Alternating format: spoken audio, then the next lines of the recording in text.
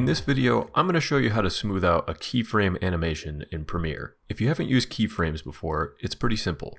You pick 2 points on the timeline and change the parameters, and an animation will occur. So for example, if we wanted to make this clip of our audio mixer here shrink back, what we would do is we would highlight the clip, go up to Effect Controls, and then you have this little stopwatch here. So I want it to start at 100% scale, so I'll click it.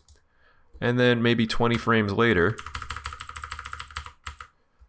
I want it to scale back. So all I'm doing is I'm clicking and dragging here. You can also enter in a number, so we'll do 70. And so you can see behind it, I just have a little picture of the Westfield State campus, so it's not a black box.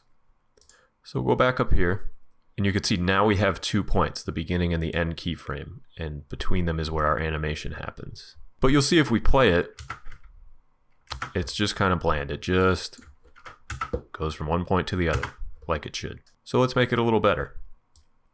So we're going to go up here. I'm going to click this back keyframe.